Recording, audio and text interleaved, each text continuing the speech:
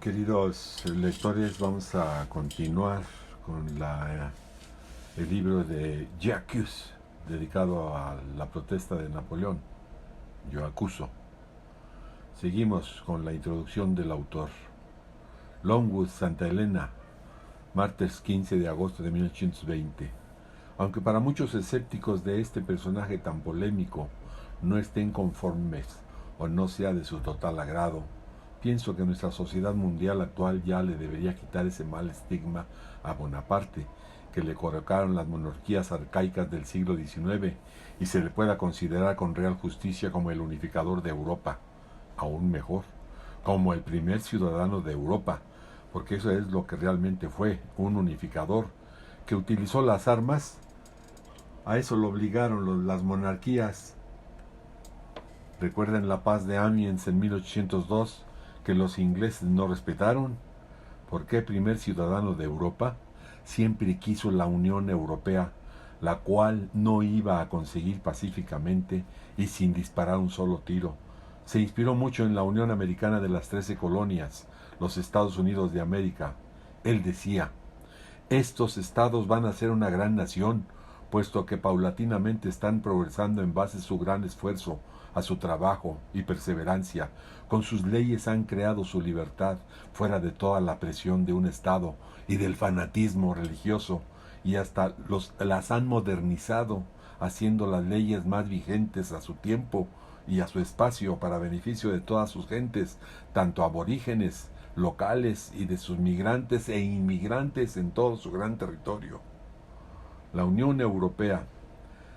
La gran Europa vive hoy en día esa grata experiencia y gracias a la buena voluntad de buenos hombres de ahora, que han logrado esta unificación pacíficamente, sin disparar un solo tiro, por ciudadanos cultos, valientes y decididos de nuestro tiempo, aunque ya se ha retirado en estos momentos el Reino Unido por medio de su Brexit, por convenir así a sus intereses. Es una lástima que a Europa y al mundo le salió cara la derrota de Napoleón el 18 de junio de 1815, y no lo digo por resentimiento porque yo soy también latino. Lo digo puesto porque ya se había pagado con sangre de tantos soldados de ambos lados la vida y bienes de tantos seres civiles inocentes, tanto propios como extraños. Destaco que en las guerras de los coaligados, los oligarcas de este tiempo, también de 1815, también son los verdaderos y causantes de tantas muertes y pérdidas materiales. También que no debe catalogarse como culpa únicamente a un Bonaparte. Y por supuesto que ya no se deberían calificar a estas guerras como napoleónicas, debido a estas guerras estigmatizando están a un solo hombre. Él no es el único responsable, puesto que al vencerlo en Waterloo en 1815, los aliados tuvieron una victoria pasajera, con vista a las victorias o derrotas en estos tiempos que ya son muy relativas. Supuestamente los coaligados evitaron la muerte de miles de víctimas que según iban a vengarse y a verse involucradas en la lucha a futuro por la consolidación del poder de Napoleón. Si él hubiera ganado la gran batalla de Waterloo y de esta manera constituir su total triunfo en toda Europa al inicio del siglo XIX, y la Francia hubiera tenido cierta hegemonía por más de 100 años, como quedó Inglaterra hasta la Primera Guerra Mundial. Pero de esta forma esos oligarcas y coaligados contra Bonaparte no pudieron evitar la muerte a futuro en 100 años de las dos siguientes guerras mundiales. Fueron millones de personas muertas por el odio. Sí, el odio europeo, el que quedó resentido entre las naciones de Europa, producto tanto de la Revolución Francesa como de la contrarrevolución de los realistas y oligarcas de entonces.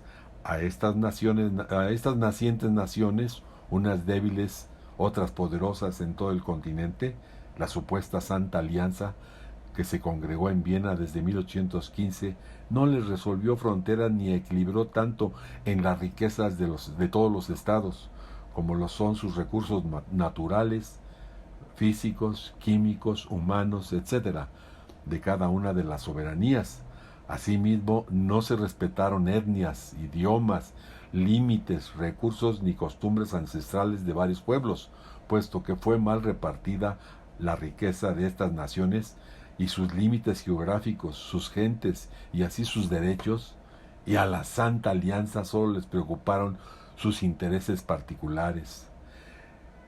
Estas particiones fueron hechas con el abuso del poder de las naciones poderosas triunfadoras, en perjuicio de los pueblos más débiles de Europa en esos momentos, como Polonia, Finlandia, Dinamarca, Lituania, Letonia, Estonia, la misma Italia, los Balcanes, etc., divididos al arbitrio por los poderosos países victoriosos en Waterloo, el 18 de junio de 1815, Austria, Prusia, Rusia e Inglaterra, que se sumarían poco tiempo después a la Santa Alianza, que esa liga no tenía nada de santa, sino, como ya mencionamos, únicamente querían salvaguardar sus intereses mezquinos y particulares en cada uno de estos países vencedores.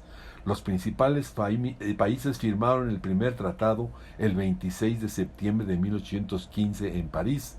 Posteriormente surgieron más tratados que fueron revalidándose en sus derechos, pero también se fueron perdiendo con el tiempo, hasta la misteriosa muerte del zar Alejandro I en Rusia, desde 1825. Las naciones más fuertes y líderes de entonces, como se dice en México, se despacharon con la cuchara grande. Formaron el nuevo mapa de la nueva Europa a su libre arbitrio. Estuvo mal repartida la Europa. El resultado de esas coaliciones originó posteriormente rencores desafortunados entre esa gran comunidad europea, y esto fue lo que no pudieron predecir ni impedir las ambiciones monarquías absolutistas reinantes de ese tiempo, que se vanagloriaban siempre con esa falsa victoria de Waterloo, que destruyó al gentil hombre, que heredó la Revolución Francesa. Lo acabaron físicamente en Santa Elena, pero nunca pudieron eliminar la semilla de la libertad que ya había comenzado a germinar en Europa, gracias a la Gran Francia, de verdad, aunque a muchos no les guste, para beneficio de toda la humanidad, y que también de alguna manera él lo hizo directa o indirectamente para nosotros los latinoamericanos, en toda nuestra América Latina. Dijo una vez el Mahatma Gandhi en su tiempo: las victorias logradas constantemente con violencia equivalen a derrotas, porque éstas siempre serán momentáneas y relativas. Que este texto, estimados lectores, sirva de base al lector más sencillo como al joven estudiante, para que continúen escudriñando los verdaderos libros de la historia y así comprendan las vidas de nuestros héroes nacionales y mundiales. Hasta al militar más honesto, leal, íntegro y honrado se le va una trágica bala, decía Napoleón Bonaparte Ramolino. Esto en París, en octubre de 1795, en la famosa insurrección realista de París, en las escalinatas de la iglesia de San Roque.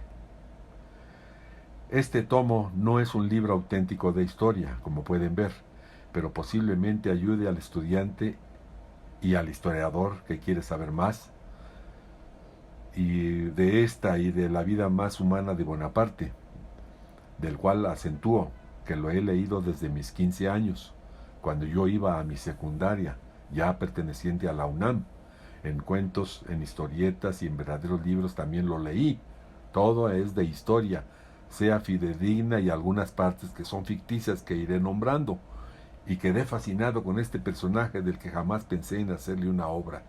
He escudriñado todo tipo de literatura, real o ficticia, como he dicho, donde en algunas historietas escribo con cierta información del vulgo al personaje. No hay testigos reales y registrados en la historia de algunas partes que yo puse y que no pude tener la fuente, pero la mayor parte de lo que he escrito está documentado, que debido a que consiste en una novela histórica, siempre es difícil sacar anotaciones exactas y verídicas. Si el lector es conocedor de la vida de Bonaparte, se dará cuenta que la mayor parte de datos son fidedignos. Posiblemente me equivoque en algunas fechas y circunstancias. Permítanme también equivocar, tener errores, que como humano todos los tenemos, pero los aclararemos cuando sea pertinente. Los lectores serán mis mejores jueces. Si Bonaparte viviera, y si pudiéramos hacerle una buena pregunta, de que si es la pura verdad y auténtica la de sus actos aquí como los refiero en este sencillo libro, él de seguro diría con gran firmeza: sí, señores, estos datos sencillamente son la pura verdad de mi vida. A Bonaparte le gustaba mucho que le hablaran con la verdad. La palabra verdad la apreciaba bastante y ponía énfasis en todas las personas para que realmente la aplicaran cotidianamente en el desarrollo de sus labores y actividades, que fuera para toda su vida. Cuentan ciertos biógrafos que por las mañanas, siendo ya emperador, iba caminando y saludando a las personas que se encontraba, y así lo hacía por los pasillos de las instalaciones y oficinas del trabajo en el Palacio de Saint-Cloud, para iniciar sus labores, y les decía a algunos de los empleados y trabajadores que veía cotidianamente: ¿qué verdad me vas a decir ahora? Por no decir qué chisme me traes. Algunas veces decía a su madre, Madame Leticia: mírame a mis ojos, madre, mejor dime la verdad, porque yo no te mentí cuando era pequeño, puesto que aún no tenía la verdadera conciencia, que quienes mienten sobre conocimiento razonado de verdad y causa, estos merecen doble sanción. Por ese motivo pongo la palabra verdad como la palabra más importante para Bonaparte, que era símbolo de honestidad, integridad, honradez y lealtad. Así es que para él era muy importante decir siempre la verdad, que la hacía observar a todas las personas, por letradas o muy humildes que fueran, y para que siempre se dirigieran y condujeran ante él de frente, con la vista a sus ojos, diciendo la pura y auténtica verdad.